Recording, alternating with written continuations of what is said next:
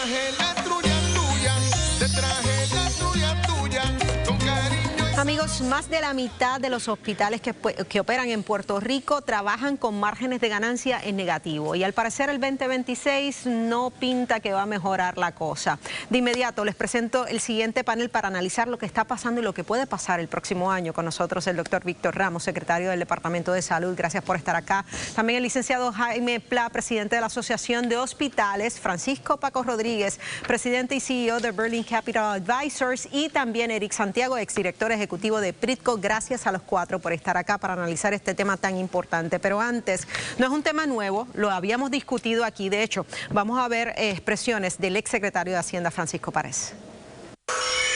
Si seguimos como vamos, probablemente cerca de una veintena, casi 24 hospitales deben estar enfrentando problemas de quiebra. El colapso de muchos hospitales va a ocurrir. La pregunta es, o se hace de una manera integrada y coordinada en el sistema, o se hace como gallina sin cabeza. Esa es la decisión que tiene el gobierno. El gobierno no va a poder impedir que ¿Cómo lo ves hoy? ¿Lo ves organizado y eso? No, para nada. La solución es la consolidación del sistema de salud. Educar a la gente para que sepan que la sala de emergencia no debe ser ese punto primario para obtener servicios de salud. Él augura una veintena de hospitales. Sé que es un número alto, pero es que estamos viendo una crisis, secretario. La realidad, los dos hospitales que han cerrado cerraron por mala administración. Pero el 55% de los hospitales opera en negativo, no con ganancias. La realidad es que el problema principal lo tenemos en el área metropolitana, por la concentración de camas que hay en el área metropolitana. Yo tengo un montón de hospitales fuera del área metropolitana pidiendo abrir camas. No cerrar camas. En el área metropolitana ciertamente tenemos una concentración de hospitales en poco tiempo. Y como yo le he dicho a los hospitales que tengan problemas, acudan cuando se puedan resolver. Hemos resolvido problemas con salud, con Hacienda, con vivienda, con desarrollo económico, el departamento y el banco.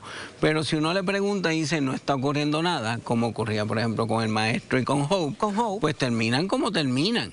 La realidad fue por mala administración.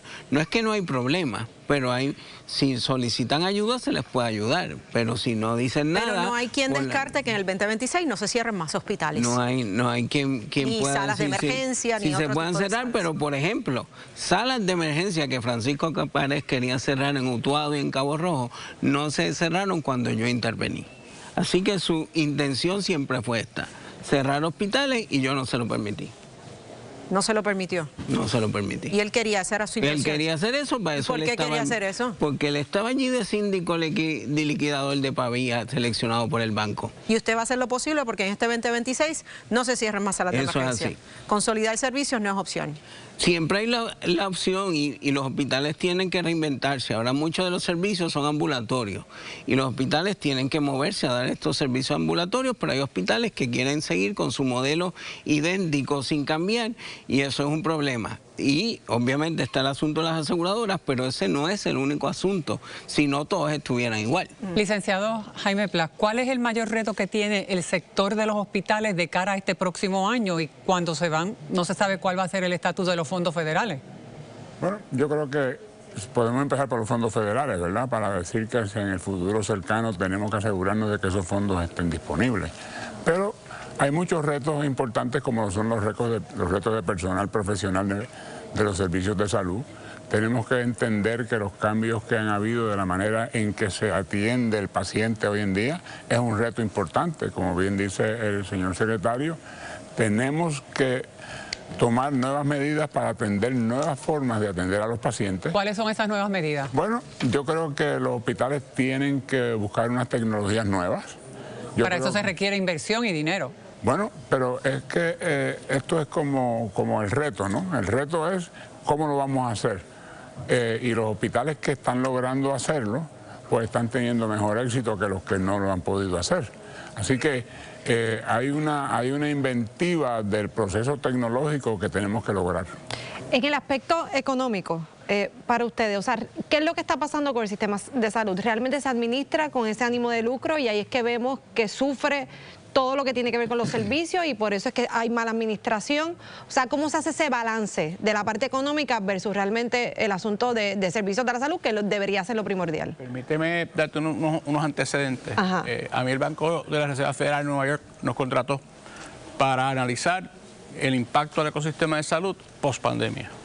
Ese estudio reflejó que el ecosistema de salud, que va más allá de los hospitales, perdió 1.1 billones. Los fondos CARES Act le asignaron 300 millones al ecosistema de salud.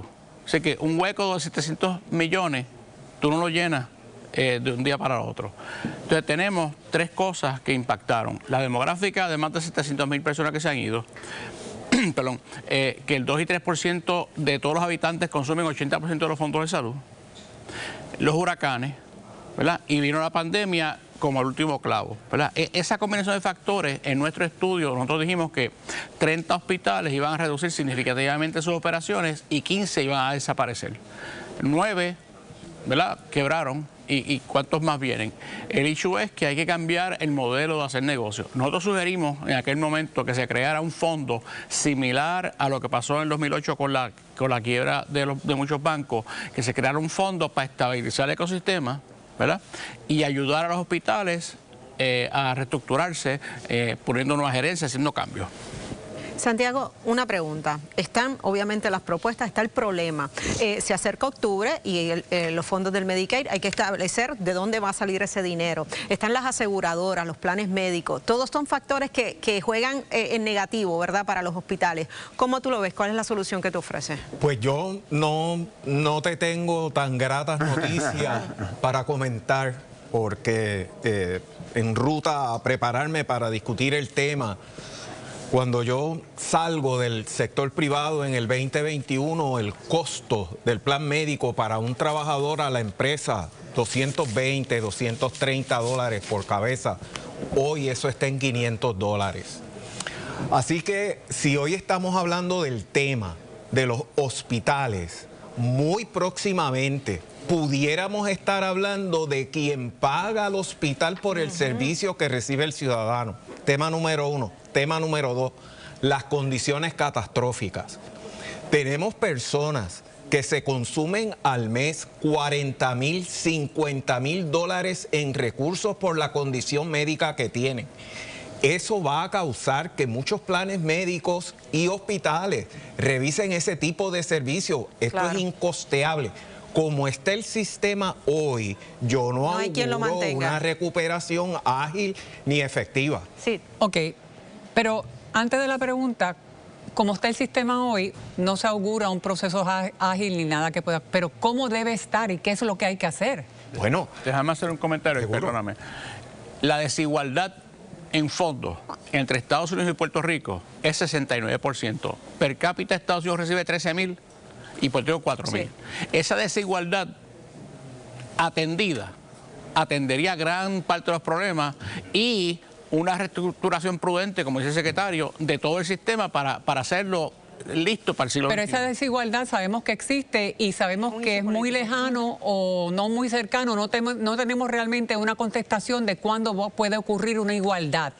Por lo tanto, un estudio de la compañía Galíndez y estudios técnicos reveló que un hospital debe tener una tasa de ocupación mayor a un 75% para poder cubrir todos sus gastos operacionales. Y la tasa de ocupación en la isla está o bajó a un 61% en el 2024. ¿Cuál es la razón para esa baja en la ocupación? Secretario. Eso ocurre más en el área metropolitana. Tú tienes hospitales llenos en Cagua, en Aybonito, en Calley, en Ponce, en Mayagüez. El problema primordial, la mayoría de las camas están en el área metropolitana y compiten por los mismos pacientes. Y ciertamente ese número a la baja se dan en esos hospitales porque tienen otros hospitales que están todo el tiempo, parecen centro médico. ¿Usted está de acuerdo? Bueno, no solamente eso, sino que tenemos que entender que en el 2024 lo que veníamos era de una baja de la pandemia. Y venía subiendo y se han ido estabilizando, pero todavía hay hospitales que tienen que estabilizarse. Secretario, ¿algún hospital que le preocupe ahora mismo a nivel económico, a nivel de condiciones, verdad? Que quizás podamos decir que, mira, a lo mejor ese es el próximo que pueda cerrar o pueda subir recortes. La respuesta es sí. No te voy a decir un nombre porque cada vez que doy un nombre alguien me llama a decir que se va a caer el hospital. Hay más de un hospital. Se va a caer por culpa de que yo dije el nombre. Así que sí hay unos hospitales que tienen un reto económico. ¿Cuántos? Hay hospitales Y irónicamente, los dos que quebraron, uno es sin fines de lucro y uno es con fines de lucro. Mientras que tenemos hospitales con problemas con y sin fines de lucro y hospitales sólidos con y sin fines de lucro. Pero sí hay hospitales que están teniendo y los estamos ayudando a navegar ese proceso que están pasando. Bueno, gracias a los cuatro por la conversación. Sabemos que es un tema súper importante y vamos a estar dándole seguimiento en este próximo 2026 porque es la salud de todos. Amigos, pasamos con Kimberly. Gracias, Laisa. Y antes de pasar a lo próximo, ¿usted votó la encuesta? Claro. ¿Cree que más hospitales cerrarán en el 2026? Un 89% opinó que sí. Gracias a todos por participar. Y quédense con nosotros, señores, porque tenemos casa llena. Vengan por acá, miren los expertos que tenemos. Ya tenemos precisamente aquí a su panel legislativo porque hay un gran debate por la ley que reconoce al no nacido como persona natural. El presidente del Senado asegura que si tienen un problemita, mira, que actúen. La pregunta es, ¿actuarán? Bueno, eso está por verse y nosotros lo analizamos. Y prueba de fuego a líderes de partidos. ¿Se posicionarán ante todas las controversias que se están levantando? Lo discutimos con sus voces favoritas de la radio. Paso contigo, Laisa.